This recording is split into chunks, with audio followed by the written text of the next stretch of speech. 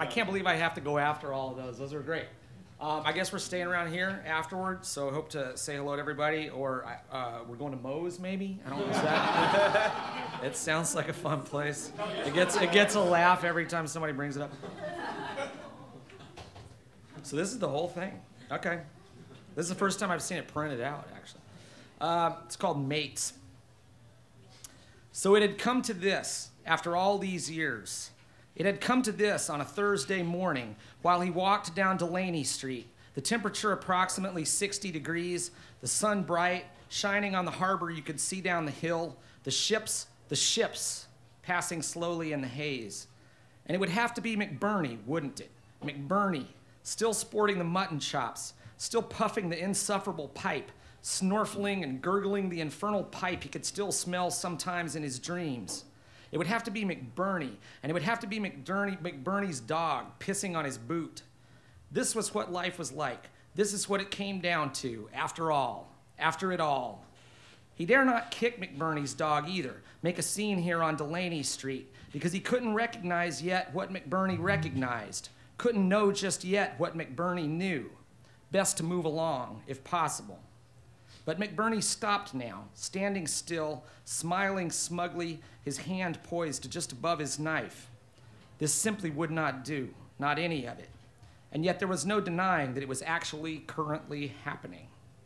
McBurney spoke. "Why, excuse me. You'll pardon the little cur, me hope sincerely." Big puff on the pipe, very satisfied with himself. The wart on his chin was as disagreeable and as prominent as ever. He were trained not to piss on the leg of a gentleman. McBurney, bloody McBurney, the bloody pipe sticking out of his bloody face as if it were an instrument he sucked on to keep his head inflated. "But then," McBurney said, leaning in toward his listener just slightly, "thou art perhaps no gentleman." McBurney rocked back and forth on his heels. His ear hair was astounding. It had been all these years. He had nearly forgotten about McBurney, the same way he had nearly forgotten about everything else, the raping and the pillaging, the looting and the marauding, the days when the sea spread out like a furling blanket, the hiss of the spray as it pounded over the bow, the sun like a bright gold piece signaling good fortune. Those were the days. Those were the days when a man felt like a man on a morning like this one, emerging from the cabin after a night of mayhem and feeling on his face the sea air, feeling useful to himself, remembering the chase upon the open water, the screams of the women as the boats were hauled to, the men who tried to play the hero, cut down with swords or pistols or made to walk the plank, the women struggling harder as they were forced below decks, knowing their fates. He had spent many years trying to put that feeling of pleasure behind him. And now McBurney, who had been there too. "Not really a gentleman at all, are we now?" McBurney said, puffing, rocking, smirking, as detestable and unwelcome a creature at that moment as he had ever seen. The dog, who had finished his filthy business and was now curling himself against a lamppost, the dog and the warm, wet spot on his trousers that the dog had left were nothing compared to McBurney. Had the women felt this way, so helpless, so betrayed? Probably so. Probably. "I believe I know you, John Yellowbeard." Of course the name would come next, but it still gave him a start, hearing it spoken for the first time in years. And how had McBurney known him? He had tried so hard. He had done everything within his power to cover the physical evidence, and in doing so create a new life for himself, a life of safety and ease, a life of respectability, a life that, if it was devoid of excitement, the ships down there, the white sails, the scrubbed decks, the feel of a stout rope slipping through your calloused fingers. If it was devoid of excitement, it was at least proper and prosperous, like the lives of the men and women on the smart, trim vessels before he himself, John Yellowbeard, showed up to wreck them. A proper and prosperous life. He was a proper and prosperous man, a man who could walk down Delaney Street feeling in his heart that he was in fact a perfect gentleman, that, wearing a broad-brimmed hat and a tailored suit, a seersucker suit, and a fancy wristwatch, he was free of the likes of McBurney. McBurney, his former mate, his ugly alter ego. McBurney, whose face he knew now he had always hated, who looked to him like meanness or cruelty or evil.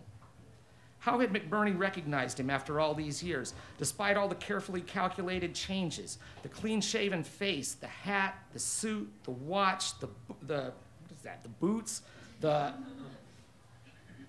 reckon I'd have known you anyhow, Yellowbeard, McBurney said, as if he were reading his thoughts. McBurney laughed deep in his throat.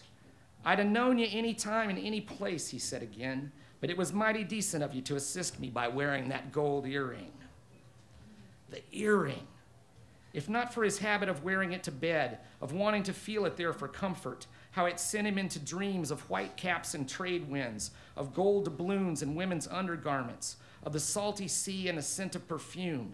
He had forgotten to remove the blasted earring on this morning of all mornings, the morning he would come face to face with his past, with McBurney. Did you think you could leave it behind so easily, John? McBurney leaned in close, touched John Yellowbeard's hand almost gently. No matter what you put on, he said, waving vaguely at the suit of clothes, you're always a pirate here. And with his fat finger, he poked John Yellowbeard's heart. John Yellowbeard looked at the well-dressed ladies and gentlemen walking up and down Delaney Street. He thought of his cozy room above the inn, of his parrot, Crossbones, asleep on his perch, of the bank he could see just up the street and all the money he had invested there. In some dim part of himself, he thought also of he and McBurney, crouched down in their evil ways, sharing a bottle of rum in a ship's hold, a ship and a bottle of rum that belonged to dead men. And in some dark recess where he had hidden himself away, he knew that McBurney was right, that he was a pirate in his heart, if not his head. What do you say for yourself, John Yellowbeard? McBurney, on Delaney Street, he and his pissing dog come to claim old ghosts from the past. Yar, John Yellowbeard answered, and as in the old days when his movements were swift and clean, he plucked McBurney's knife and used it on McBurney. Thank you.